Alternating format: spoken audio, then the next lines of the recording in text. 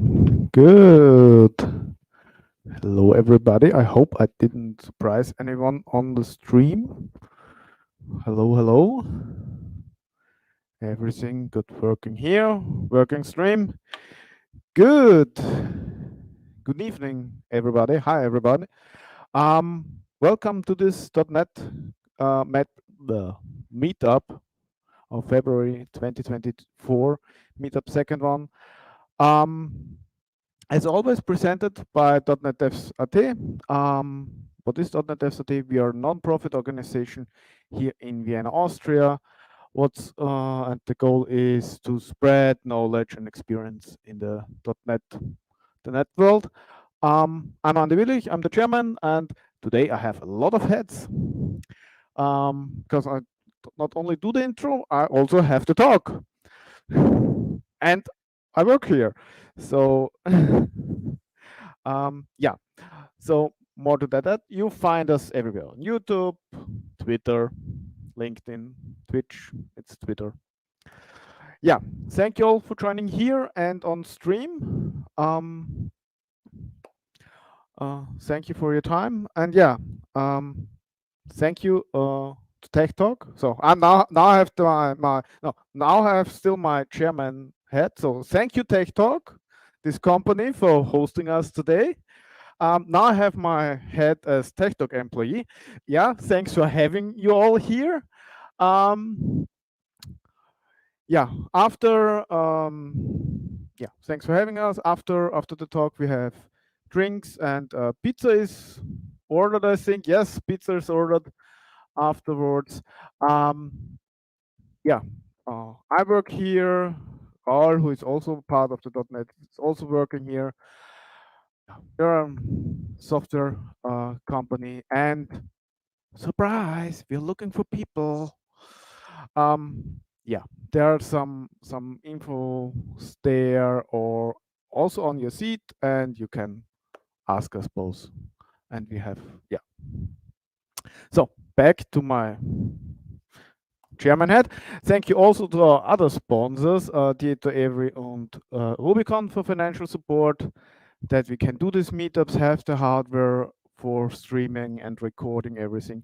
And also thanks to JetBrains, who provide us for every month a 12-month product license to raffle.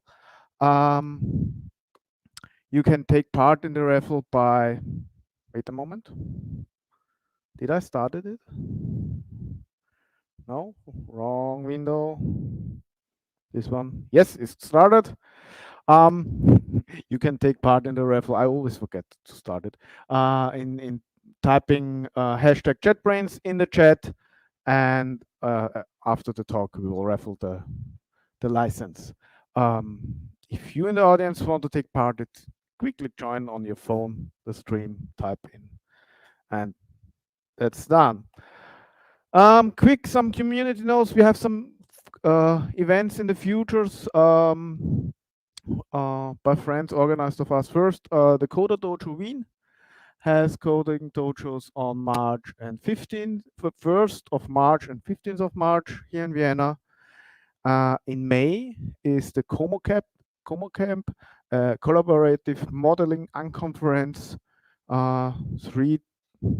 3 days open space, 2 days open space about all modeling. And also in May 16th is the Codecrafts conference. And then, yeah, next meetups, we also have some stuff in advance. You hear it here. Here now, I did not yet post it on Meetup. So March 26, Peter Malchat and Alex Gavrilescu, I hope I didn't butcher your name too much, we'll talk about real-time 1v1 multiplayer game using .NET and Unity 3D. It's FunStage. That's a meetup we do together with the Unity meetup.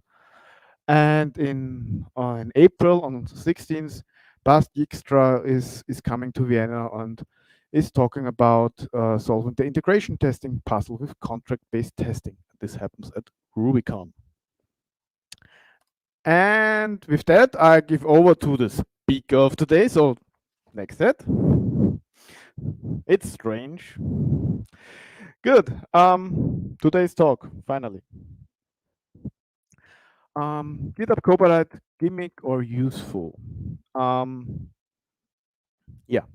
Quickly, to me, I'm working here at TechTalk, senior developer, and used GitHub Copilot for more than the last year in my daily work, and there's a little bit of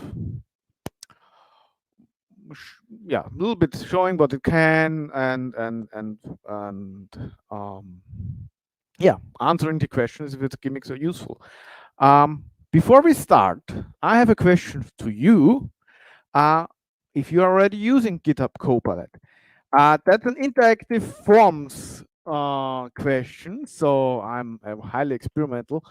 There is the QR code if you quickly can scan it in, and I think we shared also the link in the chat for the people on stream. And we see live now the results.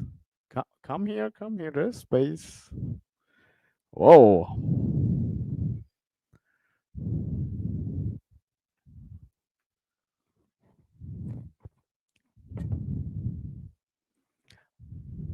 Okay, responses are coming in. Good. I can't make the QR code bigger. That's the problem.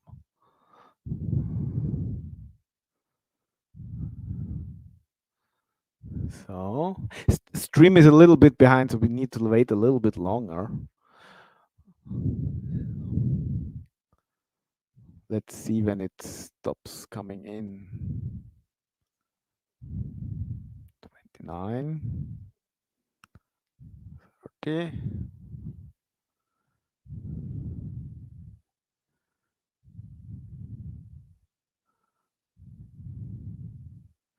Okay, good.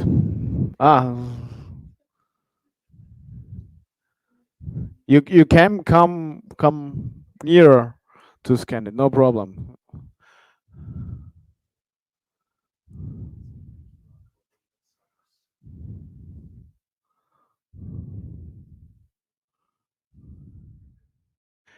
Yeah. Or what's your answer?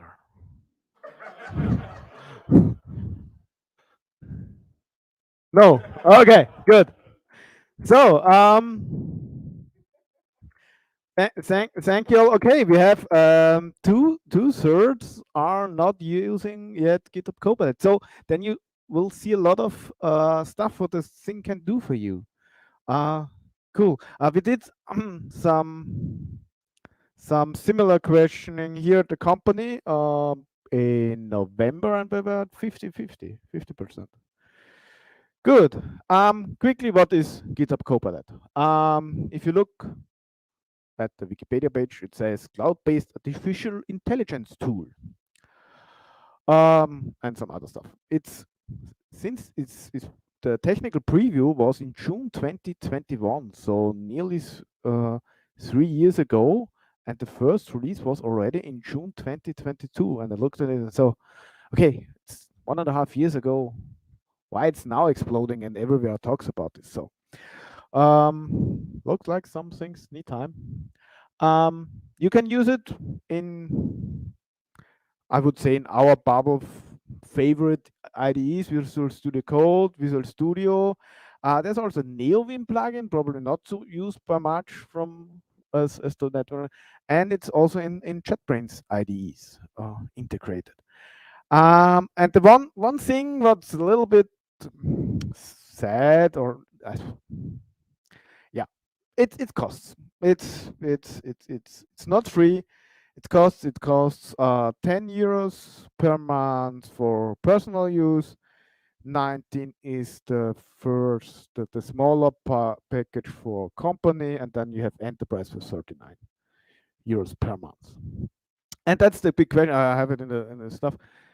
You pay per month. Is the money it's worth spending that money? And I can give you an answer, but later. So yeah, but isn't GitHub Copilot? It's not Jarvis. We're not there yet on that level.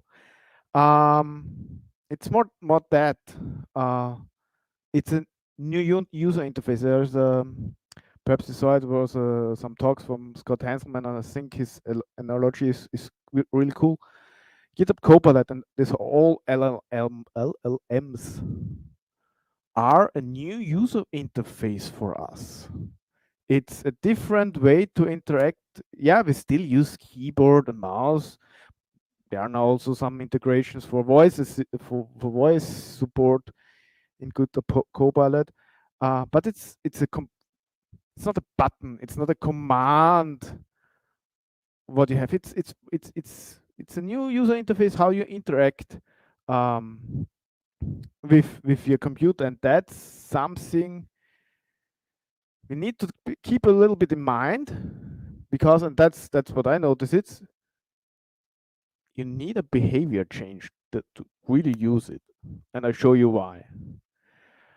The one or the first important thing, and what's I would say probably different to other user interface, it's the context.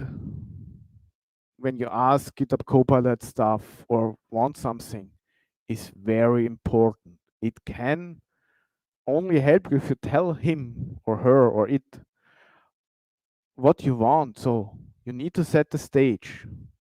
What do you want? You need to ask simple and specific stuff. You can give him examples then that he generates stuff. That's the chat stuff. If you ask other things, it depends on which files you have open. So yeah, finally, I'm not feeling guilty of opening 25 tabs in Visual Studio. It helps now. And that's the difference. Now the user interface, you're on a command line. You have your command, and it's always doing the same. Hopefully, depends on the program, or your button, and that's the difference here. And yeah, and I'm really quickly done with the slides. So where I use GitHub Copilot, the one thing is, so I use it in Visual Studio and Visual Studio Code, primarily because the features are different in both. Yeah, you have different features in Visual Studio Code than in Visual Studio. It's a little bit annoying, but that's what we live for. And as I said, I quickly jump into the demos now. And let's pray to the demo gods, because everything is live and GitHub Copilot, hopefully it works. And yeah, all things take a little while. So let's start. And let's start. The best thing is, let's start with a new Visual Studio Code. Let's start like we start a new program. And we have a Visual Studio Code, and that's one feature that's only in Visual Studio Code. So I have, if you're not zooming that much, if you have the Visual Studio Code extension installed, you have some new buttons on the left, and there's this chat button. Then you have it here, and you can also make an editor here, then it's bigger. And one thing where I like to use GitHub Copilot is as a replacement for command line application 245. You can say, you can create new projects. Can you read this in the back? If not, there are still some chairs free in the front. So yeah, quickly. A lot of you didn't use GitHub Copilot. That's the chat portion of GitHub Copilot, and I can talk with the stuff. And it has various commands. And if I want to have something that reflects the whole workspace, so everything that I have open and all files from Visual Studio, I say add workspace, and then there's /commands, and there's a new. Yeah, replacement for console application 245. Please create me a .NET 8 console application with system command line. Then we want Serilog and let's say Dapper for database access. And he's doing. And the nice thing is, so what did he say? Yeah, proposal directory structure with all the stuff. And I see here a suggestion from GitHub Copilot of the whole project. So I see CS Pro. Let's look into it if he added all the NuGet packages we wanted.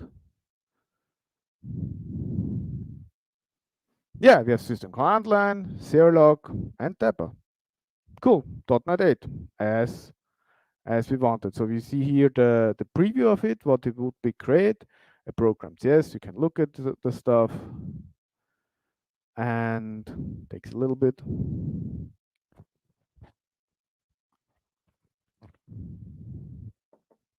And we see the application, what is great. So it's starting to getting the configuration, has the command and handlers for Serilog, no, for system command line and everything. And if I'm good start, I say create workspace, give him a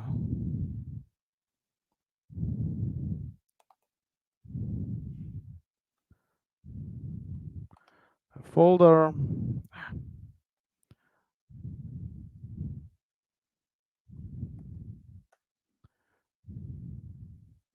And it creates all the files there. So takes a little, everything needs a little bit of time.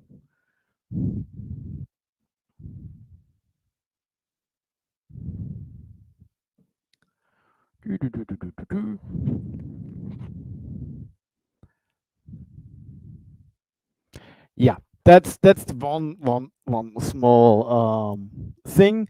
Sometimes it creates more, takes more or less, especially with the workspace creation takes some time. And here we are.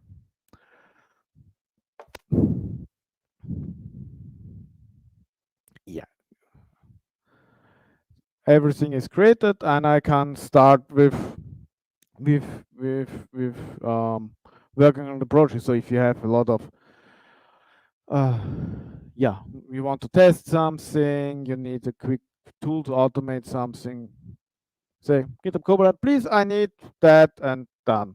But also what really nice, one thing is you can also do something like a more complex one. I want a project with a .NET 8 back end and an Angular front end.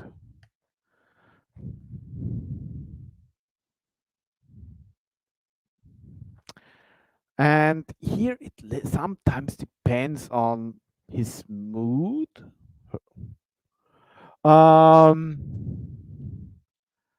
So we see a backend, all looks good. I don't look, but what we see is there's a CS Pro missing. Then we have the front end, and it's what the heck? Doesn't scroll.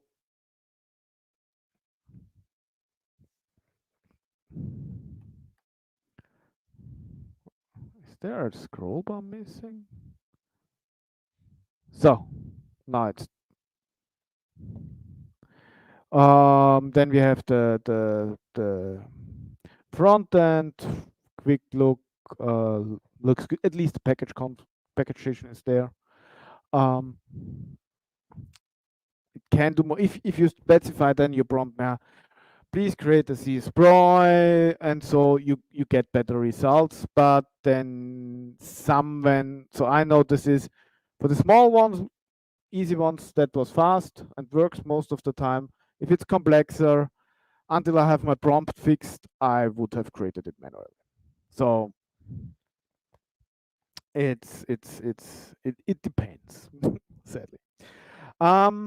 So that's workspace creation. One other thing I prepared already in workspace. One thing where the funny thing is with using GitHub Copilot, you get there always this. And now he did something what you didn't expect, and I'll show you one thing of them is SQL query generation. So what I have here is one of the small projects I created via the workspace. It's a console application with Dapper for database access. I'm accessing here a SQL server, and I have an entity, and I need an insert query. If you don't know, Dapper is a micro ORM for accessing databases. It's yeah, it's a little bit. You need to write your queries yourself. Yes, there's a one more zoom in. Okay, good. So, and you need to write SQL queries. So you have here my entity, and what I do when I use Dapper, I start public const string insert return ID, and we already see the completion from GitHub Copilot, the incidental log with the columns, the values as parameters, and you have for SQL Server the select cast of scope identity to get the new primary ID back. Tap, and it's there. Before that, it took me 2 minutes to write. It's only it's not a complex query, but it's minute typing. No, it's tap, done. And the other nice thing is, so I talked about context. So let's remove that. Let's go back to our program TS. Well, it's SQL Server. Let's remove that.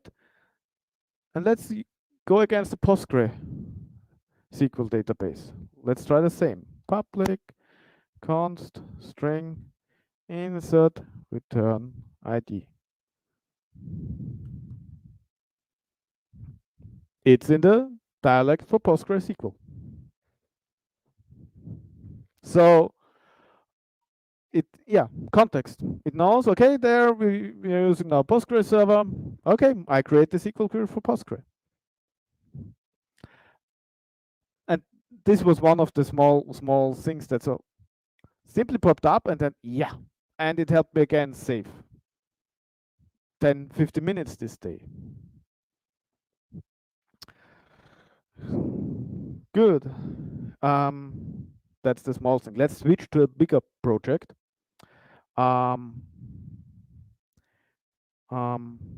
Bigger project. For the next examples, I'm using, and I give credit where credit is due.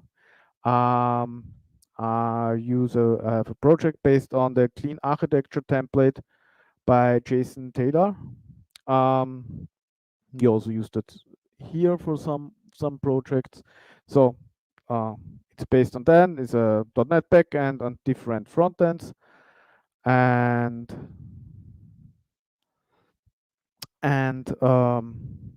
quick. It's a little bit. It has a GitHub pipelines. It deploys to Azure with biceps. Docs source is there, has tests and so on. And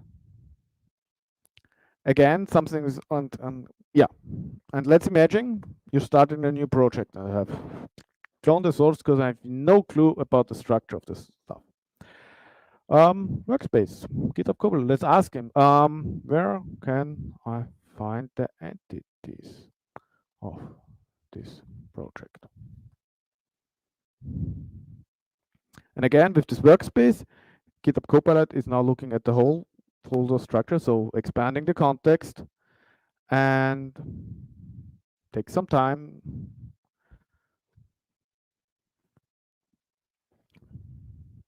And we get some explanation. Yeah, it's located in source domain entities. Cool. And there they are. It's not. You understand? It's not that complex. So I would probably found this in that example also by my own. But if you're in a bigger code base, that can help you navigate or ask question, which database is used?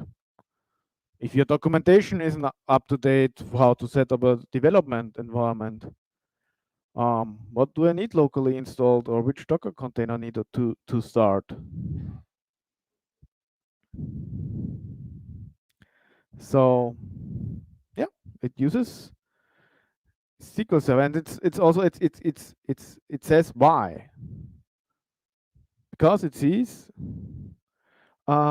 yeah, the use of SQL connection, and use SQL Server in the SQL Server test database. Use SQL Server. Cool. So it gives also a little more also an explanation why it's there. You see also here, I hope you can see it, the references. These are the files he used to get to this answer. Again, context. And so getting stuff out of the project is really nice. If it is, I'm working here in I think my team has 15 different projects we are maintaining for various customers. I switch every week or every 2 weeks project, and getting there and need to find stuff quickly, that helps. Another thing is, so no, I didn't want to close that.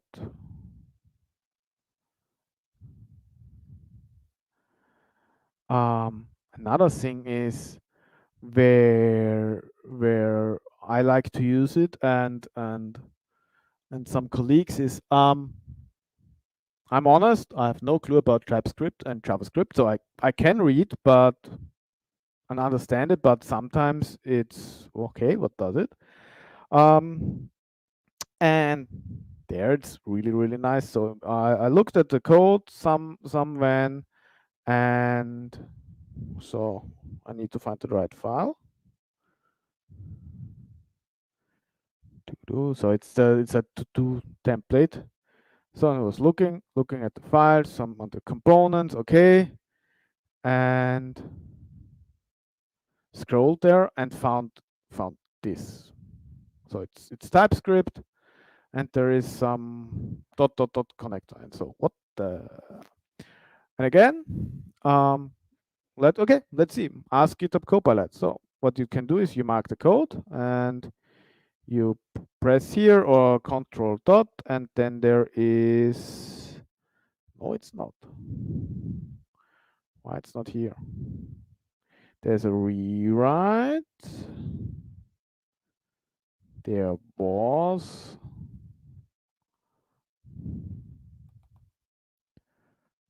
Explain this. So GitHub Copilot explained this, and he takes the stuff what I selected and gives me an answer. Okay, it's a little bit okay. It's written in TypeScript with statically typed superset of JavaScript. Okay. So, but now it gets interesting. Now it's getting fast. This particular code is using the spread operator to create a copy of this selected item to assign it to this item details list. And then, good, spread operator is a useful feature in JavaScript, in the context of your code. And then, that's the stuff, and cool, didn't know this. Good luck with, what would your Google query say? TypeScript, let's I don't know. So for yeah, as said, I can read it, I understand what's happening there, but some more not so often used operators, I don't know. I ask GitHub Copilot, and he gives me the answer, and that's also one thing where our colleagues, so my colleagues at TechTalk is using to get information about code. So first we ask about the whole workspace, where is stuff, and now we can ask what is happening here. Let's the whole function.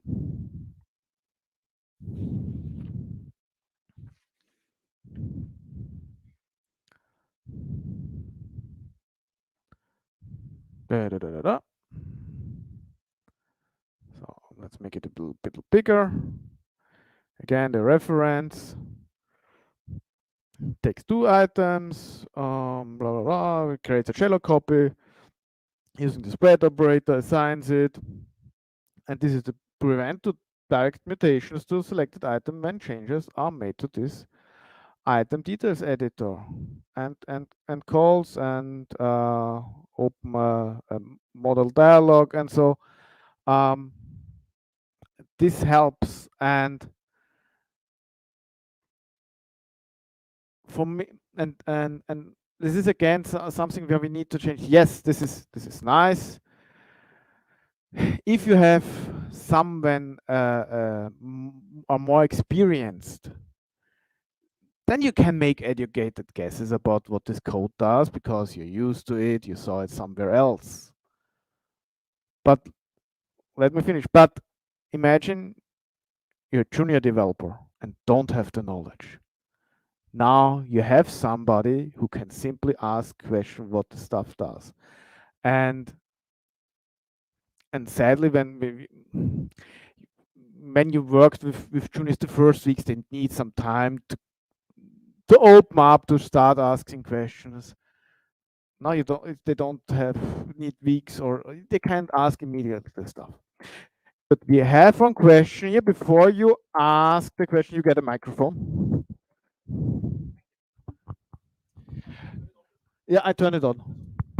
Yes, it's on.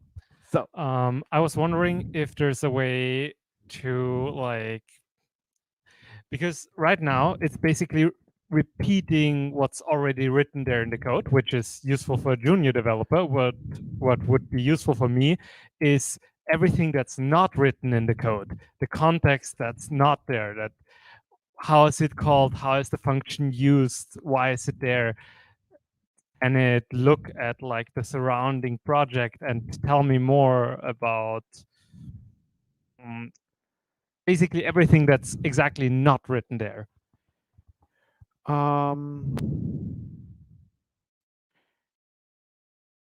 So there was some ask stuff feature there. It's gone.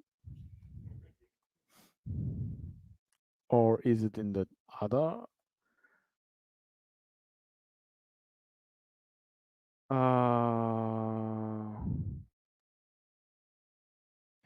Is it in Visual Studio?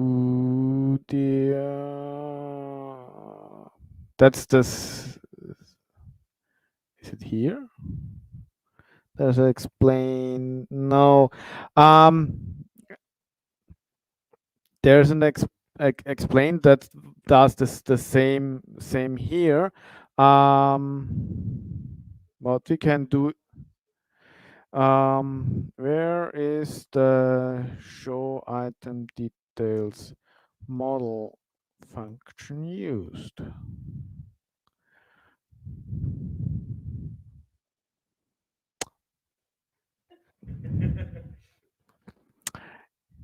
Yeah, that's when it gets done. Where was this? No.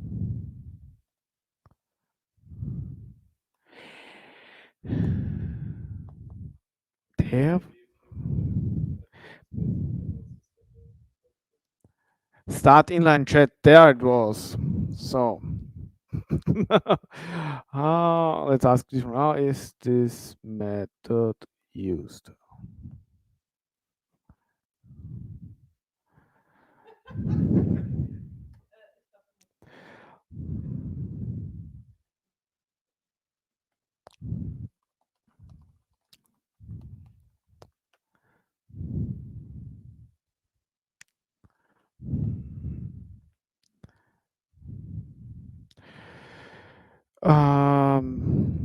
Yeah, not that more different to that what we say. there. Yes, you're right. But as I said, for more senior, we have the experience. We saw it probably in some project before. We have an educated guess what this does. This all more juniors. So, but there is another comment in the audience. Roy. For the whole reference stuff, the Copilot must know the whole context and the whole repository. And currently, it's in private beta that Copilot can use the whole repository and search, but it's private beta that not yet. He can build up a semantic model about your whole project. Currently, he's only using the open files. Yeah. And yeah, that's the other. This stuff is developing so fast, so at least one feature I can only show you that's there because it was just released and it's not there, and it's there. And yeah, but it's for different level. The explain stuff is starting mid experience, I would say. And the other thing is, that's nice code. That's well written, nice code. Let's see what it does with a 20-year-old project. Good. So asking questions. So yeah, back to script. So any questions? So let's start a new chat. What you also can do is, or yeah, that wasn't a code. Let's go where I use it also a lot of time and where it saves a lot of time is infrastructure, pipelines, and scripts. So first, pipelines. Yeah, we have here from the template already GitHub Actions workflow, but yeah, we are using Azure DevOps, so I need an Azure DevOps build pipeline. Please create an Azure DevOps build pipeline for this project.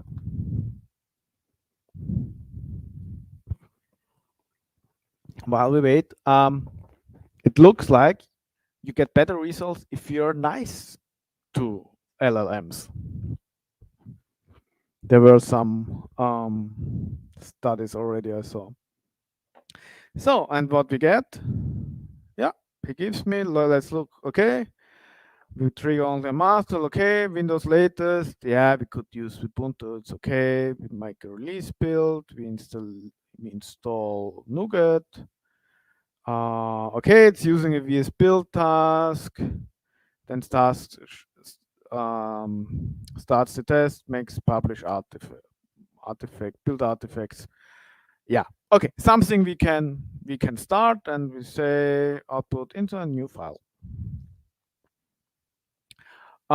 Good start, but there's stuff missing. So we have already a pipeline.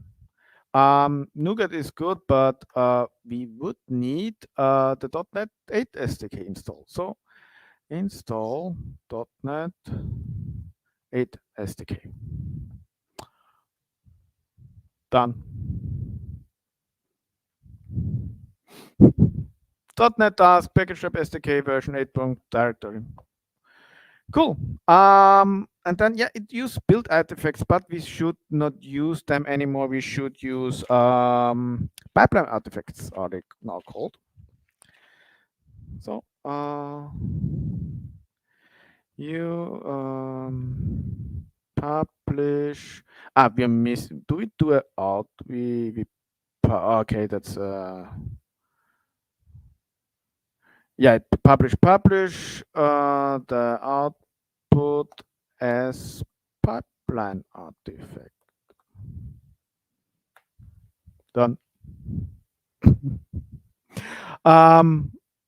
Normally, I don't know how you write your YAML files for Azure DevOps, or it also works for GitHub Actions, but it's always a lot of switching between Visual Studio Code and the docs of the task to find which parameters I need to use and how. Yeah, that's quicker. So that's the one thing where I really like. So build pipelines are so easy now. You don't need to find the right tasks and our parameters and everything. And it's again context. You make the comment and it fills up what you need. And that's where again, that's a user interface change for me. I never wrote comments in a pipeline. I do. And again, that's again a behavior change. And that's why it takes time to get all or most out of this tool, because you need to change how you work. Next thing is, so what we try in our teams is to automate all the setup of our development environments. That's easy when a new people join the project or so. We want that it just starts only a script and it installs everything. And what we do is we have a PowerShell script and it does stuff. So what do we need? We need install .NET 8 SDK. That's Choco. No. Let's give him more context. So this script installs all development tools and dependencies for the project. GitHub Copilot also helps me write documentation. It uses Winget to install the tools. Let's refresh this. Winget. Install Node.js. Yeah, we need that also. Thanks. Git we have. That's there. We need a SQL server and we need Docker install Docker desktop.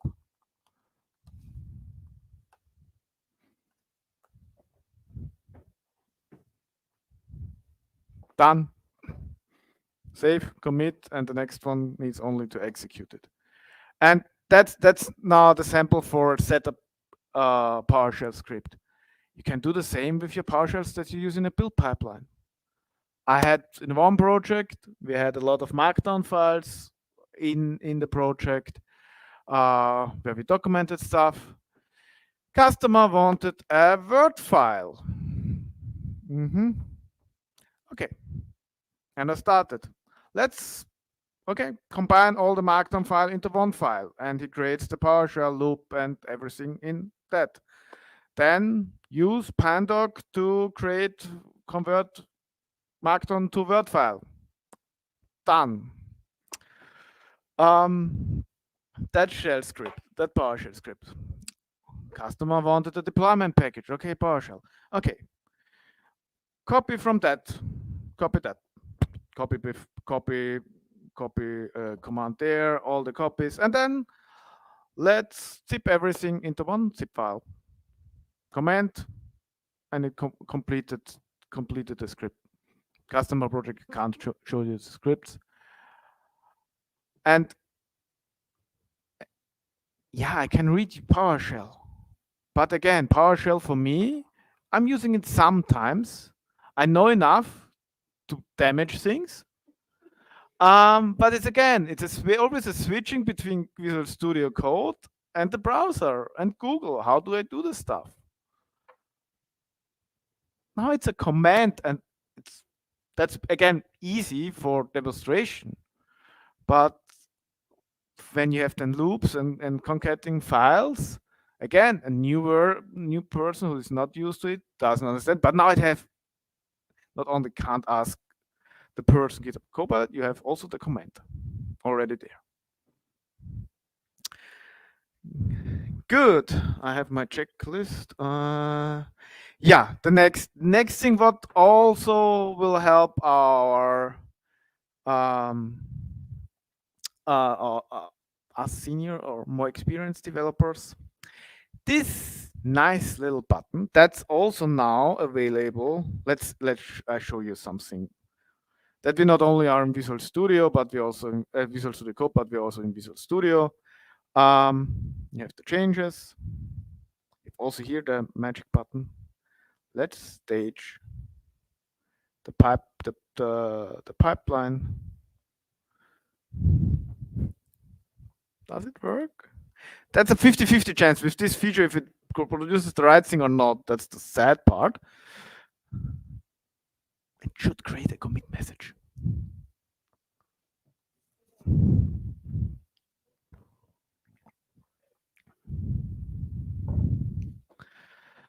We should have stayed in Visual Studio Code.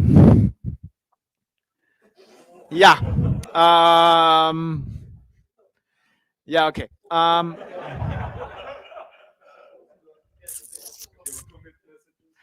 This card, okay, let's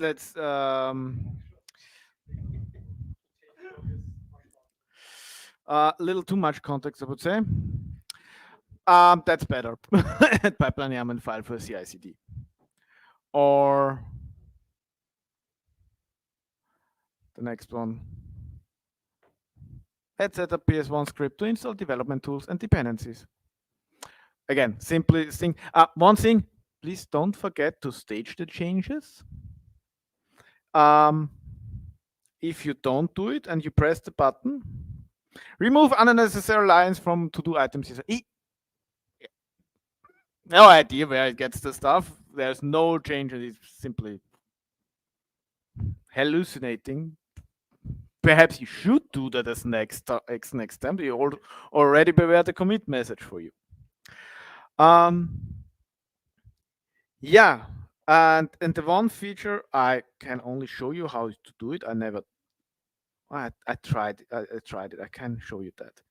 And that's again one thing where it's now different. So I showed you now a lot of stuff in Visual Studio Code. You have GitHub Copilot chat also here in Visual Studio, but you don't have a workspace command yet. But you have an /optimize. I never tried this. Should optimize your code. One thing I need to try out. I did not find anything useful yet, and you cannot see it. It's /tests. It should create unit tests for you. What I tried is docs. What you can do is we are here in the backend, of the solution at the endpoints of, and we're using it's using minimal API. And what you can do is here it's in here in Visual Studio it's alt hash to open the GitHub as Copilot, and you can see here make /doc, and he creates you a documentation for the method. Again, it's not the most biggest one, but for showing what's happening. I think it's here the better one.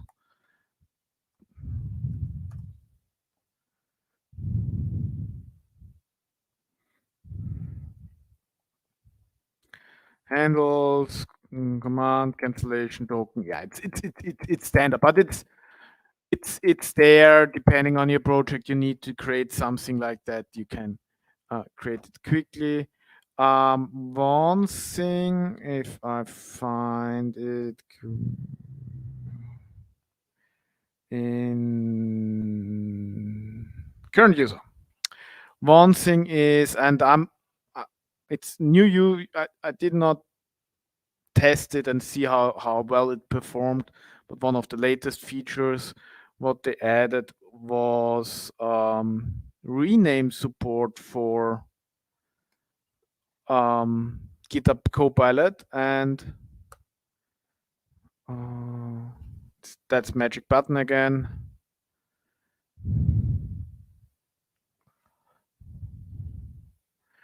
And he suggested new names for that. That's, I think it's the latest Visual Studio version. The one, so that was released last Tuesday, and before it was private. It's still in private because you need to enable it. It's not, that feature is not enabled by default. So you have in the options GitHub Copilot chat. You have here different preview features that you can enable, and the rename suggestions is you need to manually enable that to get that. So, and that's popping left and right new features up. And then you're wondering, where is this stuff, or when that feature was added. And yes, that's the thing. So it's a little bit different. You see, it's more, I would say, because in Visual Studio there's more project support with refactoring stuff. I would say it's Visual Studio Code. You can do the better. That's the one thing I was missing, because in Visual Studio it's Alt Hash for explained this, and in Visual Studio it's in the context me, and I did not this one. Good. Yeah, that was my demo part to that. So what we saw, what I tried to cover on things is our console application 245 replacement, query generation, questioning project, questioning code. I forgot one thing. There's a bicep file. I've never used bicep, but I can ask GitHub Copilot what the stuff does. Very cool. I showed you pipelines, how to use it, how you can help you with pipelines, PowerShell script documentation, commit messages. What we at TechTalk did in November, I think it was in November or so, we talked with colleagues and make a small survey where they used GitHub Copilot. What I did not show is they used it for exception analysis. So in Visual Studio, in the debugger, you have to also ask GitHub Copilot about this, and it gives an explanation. Very hard to prepare the demo for that, so that's why I didn't show you that. Colleagues also used it for spikes, creating quickly code. There, what's not that relevant how it looks like. They also use it for refactorings, writing boilerplate code, and they explored new technologies with that. So, and that's what they are using, and I showed you how I used it, and that's again different. It's a different UI, and we all simply need to learn how to use the new stuff. That I showed you. Renaming, that you need to enable that. One thing, and it drove me the first 3 months mad. If you have ReSharper enabled by default and GitHub Copilot, by default, you get, if you're too slow, you write your code, And then pops the resharper autocomplete up, and a moment later, GitHub Copilot chat the suggestion, and I'm used pressing tab to autocomplete. It looks like resharper has the focus, but not. The focus is on GitHub Copilot chat, so tab fills in the Copilot chat, but what you didn't want, because sometimes you know exactly what you want and you want that. So the one thing is you press enter, not tab.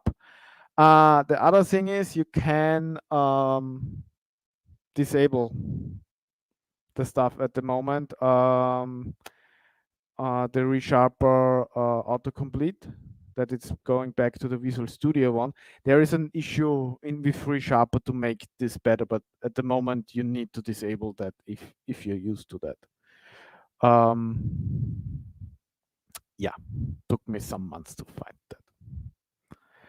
And that was the one, I think half of our colleagues said that's the one usability issue they have, because both jump and want your attention, and it's always the wrong one that does the input.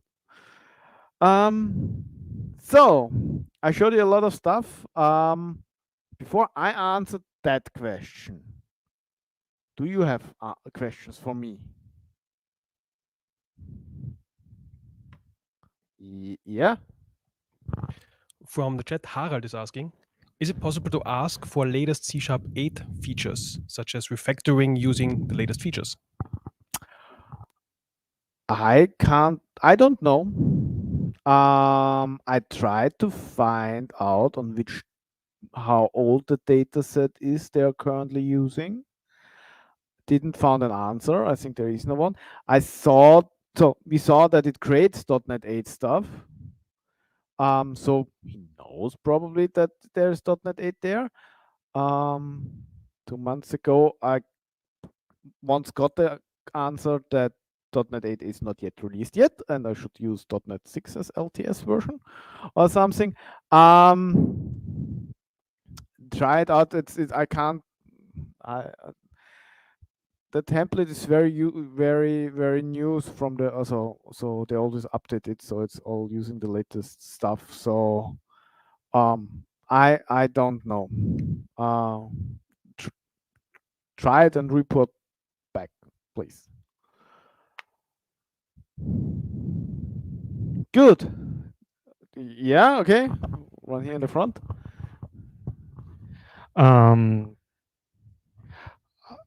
How is it when you open up a project where a lot of Copilot was used? What is your experience? Do you notice it? Is it good, bad? Does Copilot often produce bugs where you have to look again at the code and fix those bugs and understand it anyways? So no, but the reason is not Copilot. The reason how we work, because we use pull requests, and some other person needs to review the code before it's committed. So that's got catch there if there is something, and that's the one feature what I did not show you because I don't use it that much. That I let him create whole functions. I don't use this yet. I did not have the need for it. No, I did it once, and I remember I needed a credit card formatter to mask the credit card. That's that I let create by GitHub Copilot. That was for test code, and it was okay. What I had is that we were adjusting business logic and stuff in a module in a class, and it suggested code which covered a case I didn't had in mind. And so, we forgot that case. And the rest of the half of the code was garbage, but it didn't matter. It helped in that moment. And it's an LLM. doesn't provide 100% correct stuff. But it's the Copilot. It gives you the treat, the little push, the little nudge for the stuff, and then yeah, okay, let's fix that.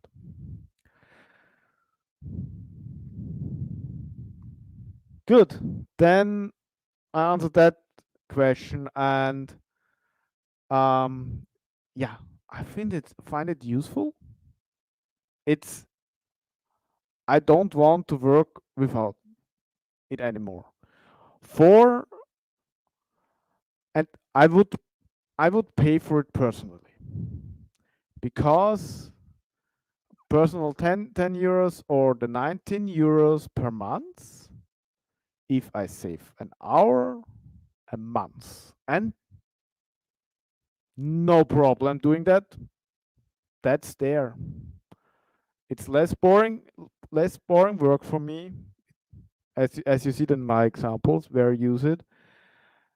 It makes me feel productive, and it's sometimes a little game. Okay, what does it suggest now? Is there something new?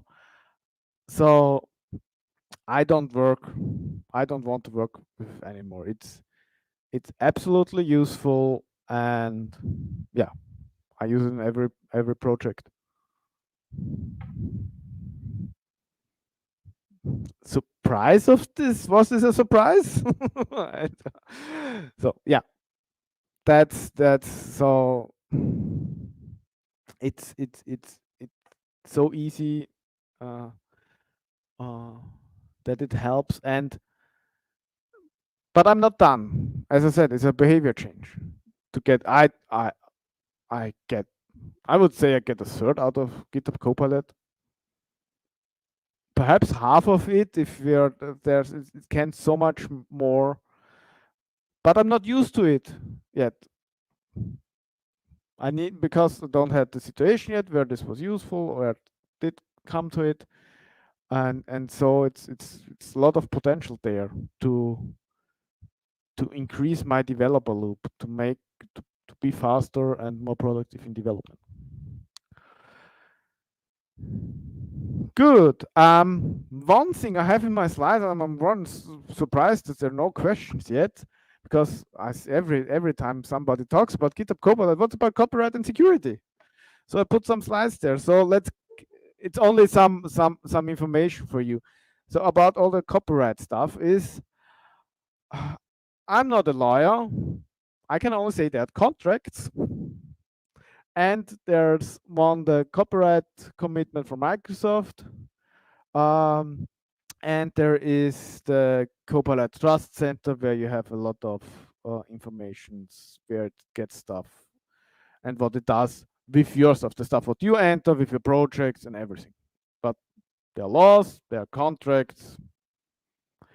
If they would do anything malicious with it, it would only hurt them and cost them a lot of money. That's my thing. It doesn't pay off. You can have the slides afterwards.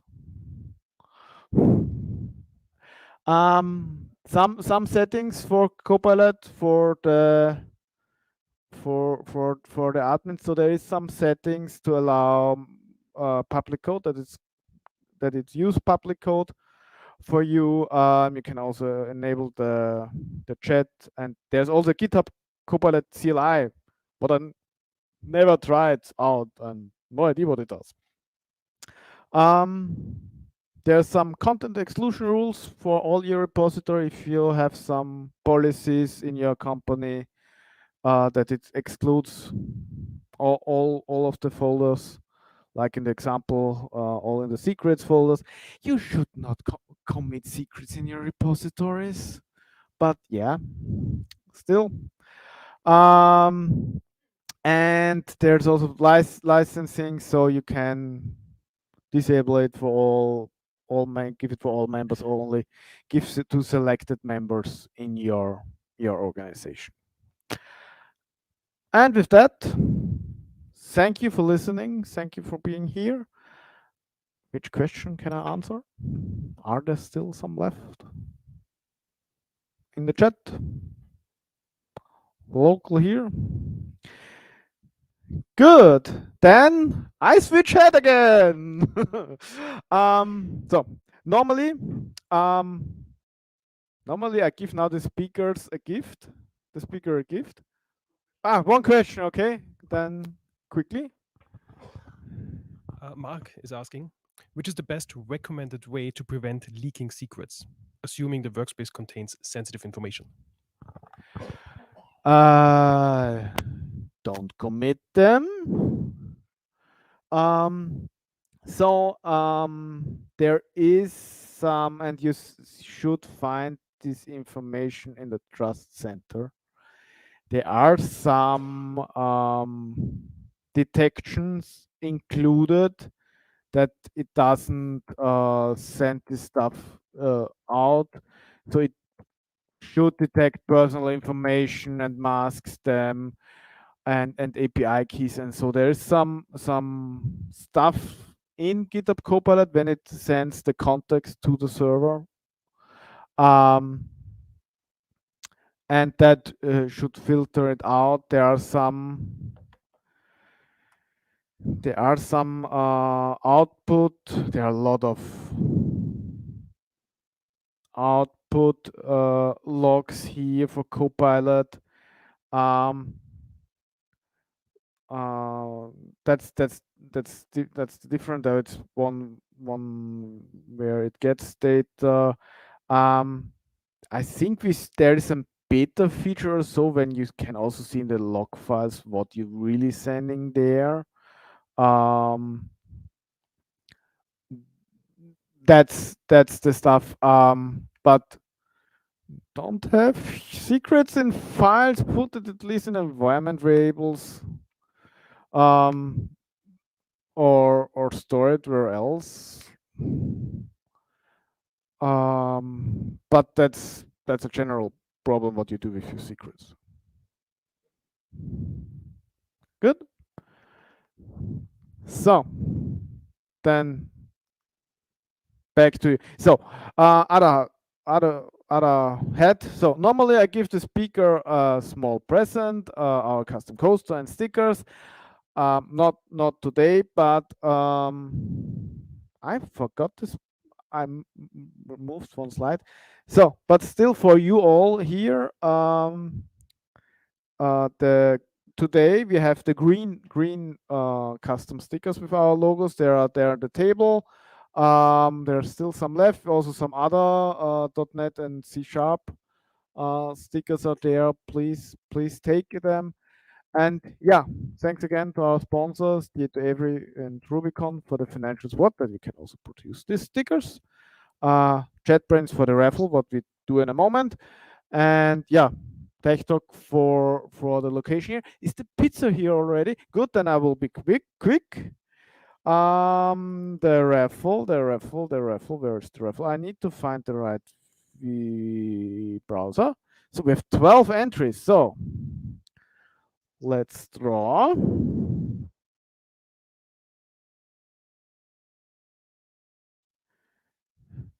Thomas Pichler, in stream or here?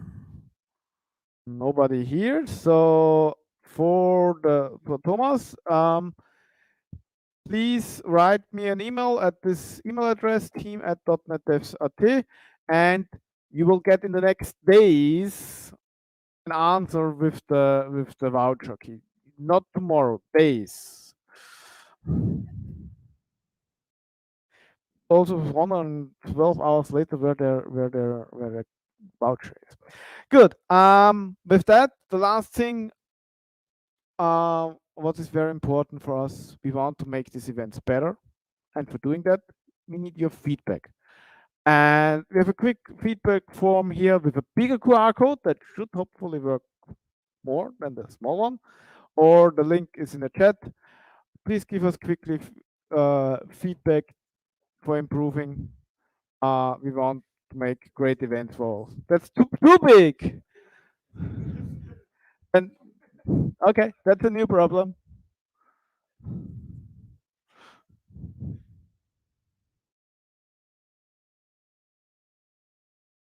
So, all good, all good. Cool. And with that, see you on March 26th at Fun Stage. Bye.